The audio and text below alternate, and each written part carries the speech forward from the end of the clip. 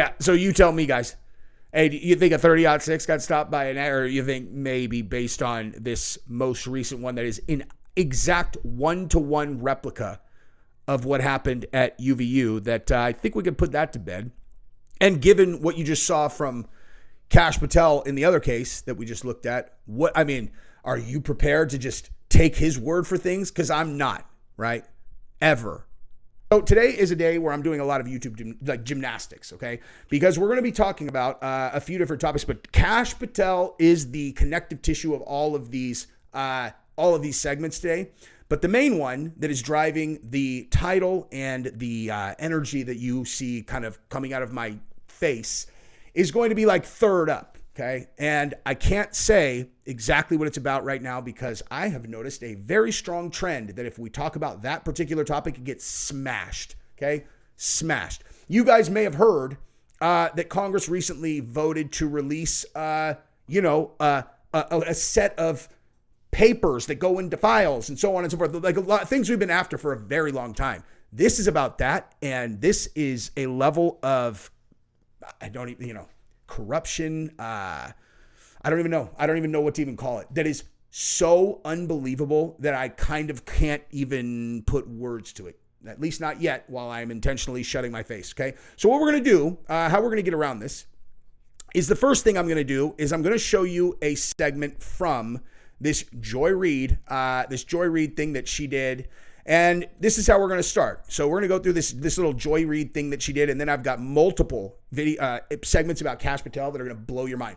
I will tell you, though, this is going to be hilarious for the record. Okay. Like, this is not just to like play the game that I am laying out, the little shell game that we have to play if we want to talk about certain topics. But I promise you guys are going to enjoy this. And then we're going to get to the really hardcore stuff. So let's go right now. Okay. Let's jump right into it. Go ahead, and by the way, let me see my face. Look at my face. If you don't mind liking this video and subscribing, that would be amazing. It's very, very helpful to the channel, and it helps throttle in the wait.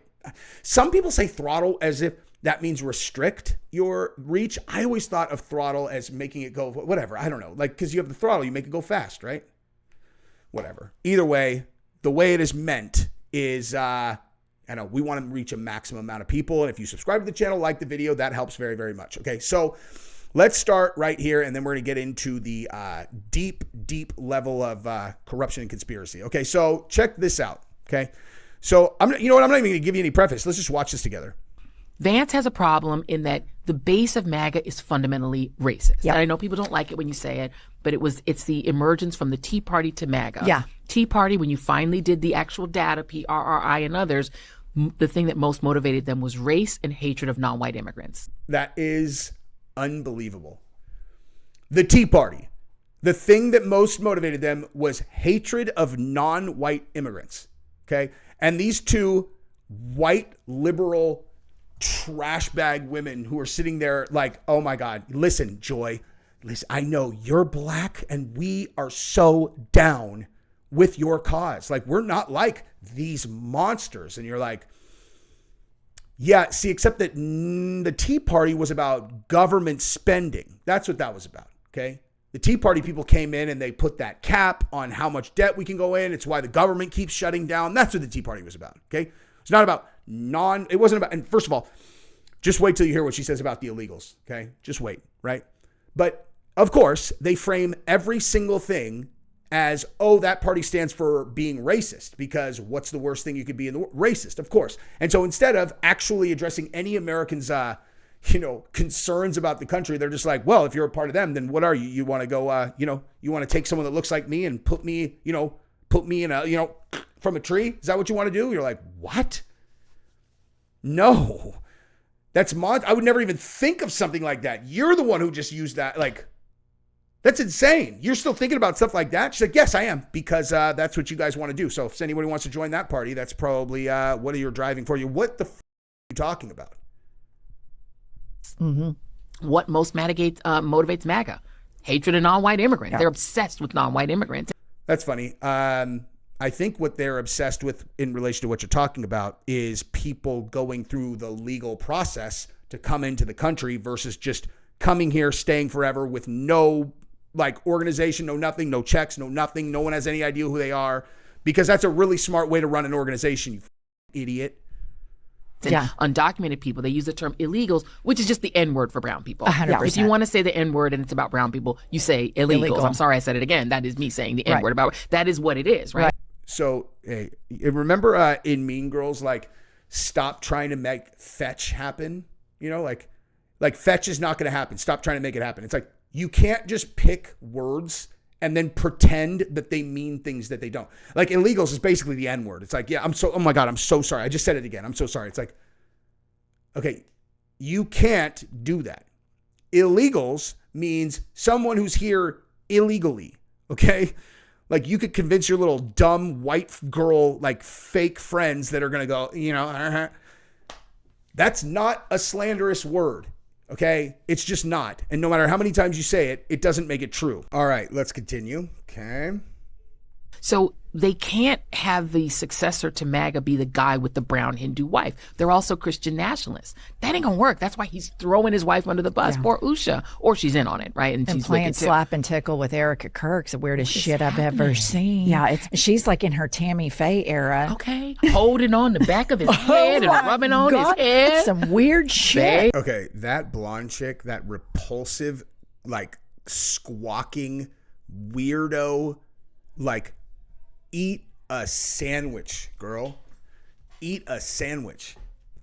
Okay? That girl is the one who is like, hey, if you don't like, a Democratic Party, you don't like us saying that we're glad Charlie Kirk's dead, you better get on board because this is the new party, baby. This is the new party. Like, I watched that. I was like, oh, man. Not a fan of, like, DV, you know what I mean? Like, you know, domestic violence, whatever. I'm not a fan of that in general, but, you know, like, I don't know. She just looks like the kind of person who would probably do well with, I don't know. You know, like sometimes you have thoughts that you just shouldn't say out loud. I'm just saying, like, I would never hit a girl, but I would also never be in a relationship with a squawking chicken, like, anyway, so now let's move over to the actual story that we have here, okay? So check this out, okay? So check this little number out, okay? Now we're talking about Kash Patel, okay? So take a look at this, right? After our interview with FBI Director Kash, we took the reporting further and asked the Epstein estate for comment, okay? From Daniel Weiner, lawyer for the Epstein estate. The Epstein estate has no way of knowing what records the Department of Justice has available to it. The Epstein Files Transparency Act is expressly aimed at the Department of Justice, including the FBI and the United States Attorney's offices, not at private individuals or entities such as the estate. That said, the estate has always cooperated, yada, yada. Okay, check this out. Okay. Kash Patel says estate refuses to share key records with the FBI. What are you talking about, guy? Okay. What on earth are you talking about? So now you're telling us that, hey, I thought that the whole thing was, there was no, I thought there's no traffic. I thought, like, listen, I thought this whole thing's not real. Don't you think I want to show the American people? No, I don't. I don't think you want to. Okay. I absolutely do not think you want to show us anything. I also think you're compromised. I think that there is a reason why you are burying this, and I can't figure out what it is. But I sure as hell know that you blaming the inability to, you know, report on which people have been, you know, like, you know what I mean? Is because the estate refuses to share records with you? Yeah, right. Okay. Since when has that ever stopped the FBI on anything? Don't you guys kick people's doors in over things like this? Like, this is the stupidest thing I've ever heard in my entire life. Don't you guys kick in doors if you know someone has something that you know is evidence of a crime? That's how that goes. You get a warrant. You guys come in the parkas and the windbreakers. You guys put guns on people. You kick the door in. You take whatever you want. Okay. Utterly ludicrous. Okay. So that is, as far as I'm concerned, one of the most absurd things I've ever seen, ever. Okay. But check this out. So here you go, 1310. Let's listen to him.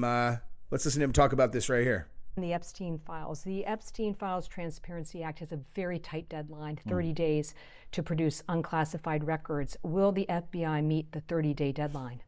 Well, we are working with our partners at the Department of Justice to produce, as we've always committed to producing, what we can lawfully, legally produce.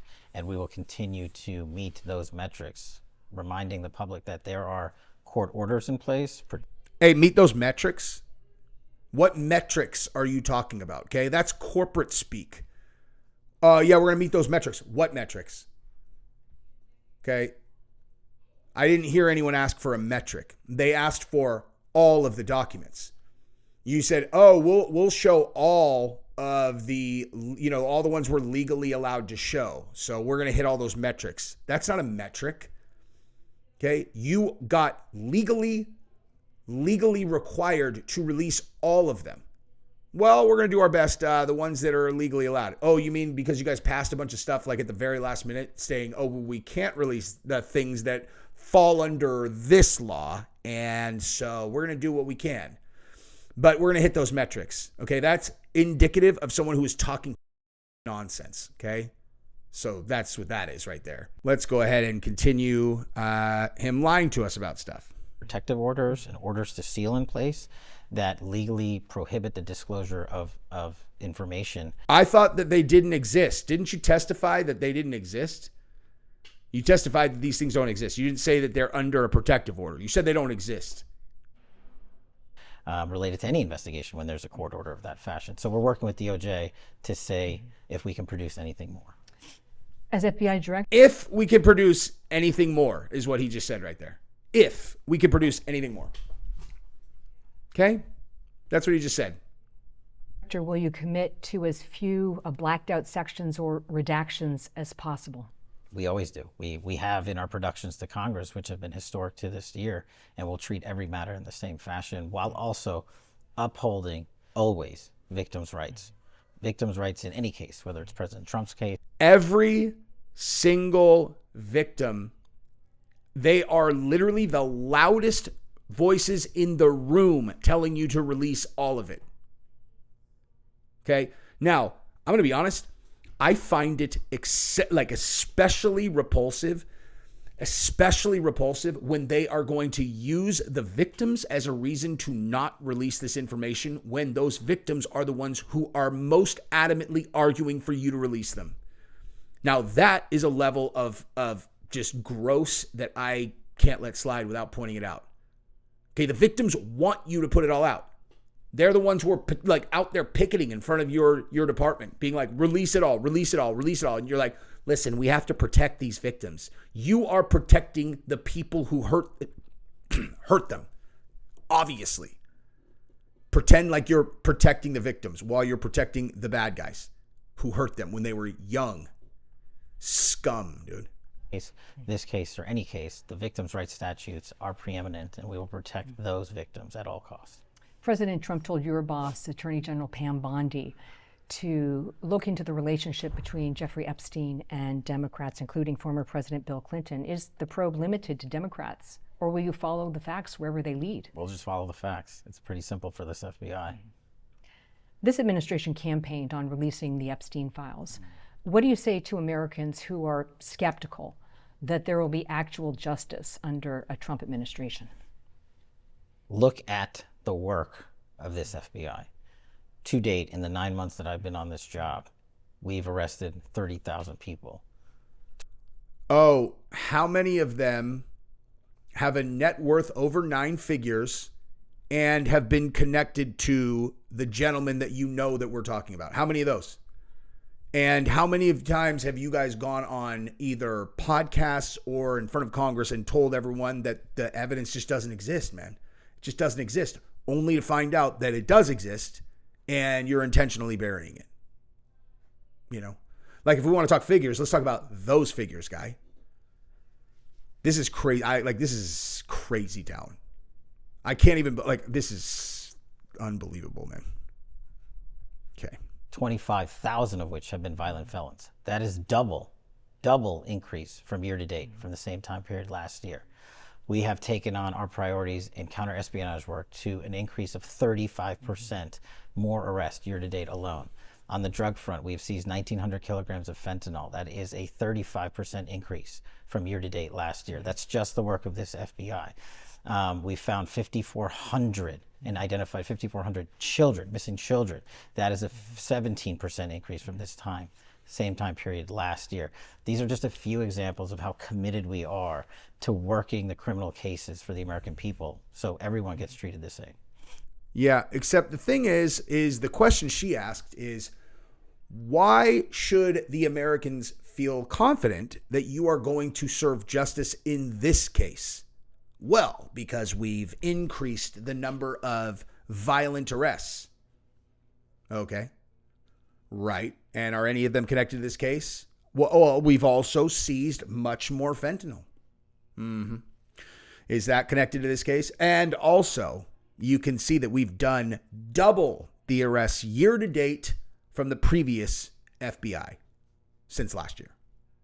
Right. And are any of these arrests connected to the case that I asked you about? What? I think I just answered the question. I think you definitely 100% did answer the question by not answering the question. So more charges are possible in the Epstein case. Based on the new referral, we'll take a look at. He literally shook his head no. Okay?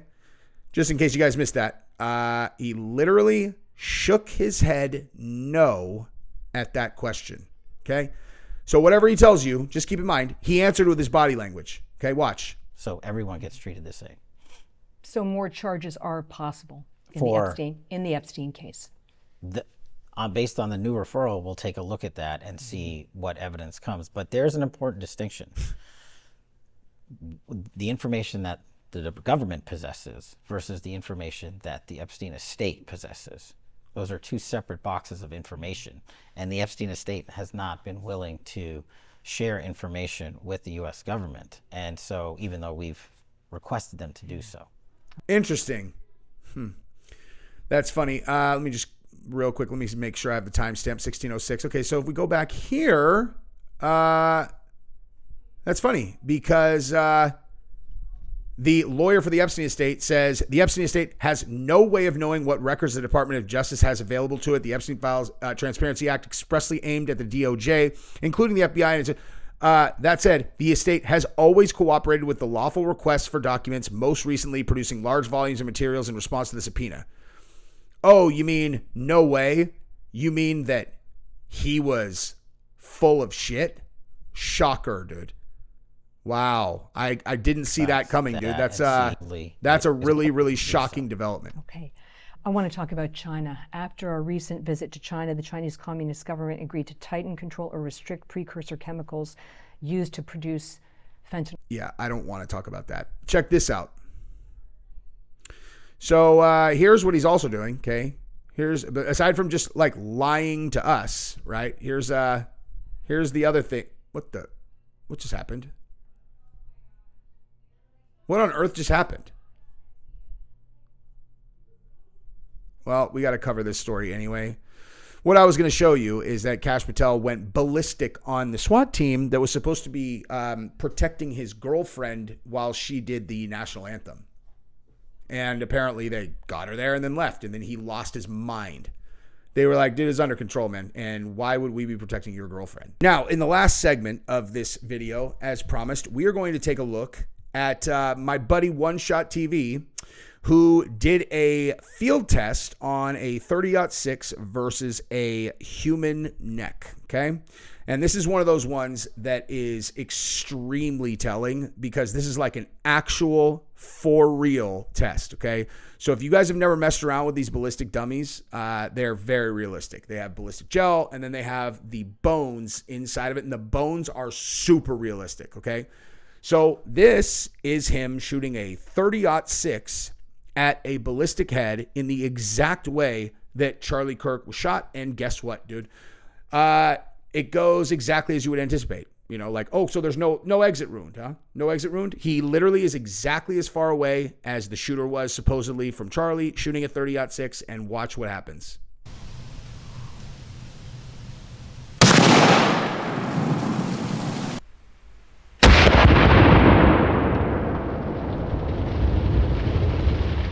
Well, we definitely penetrated our water jugs, and I don't think this is going to help to stop the conspiracy theories. His head fell off.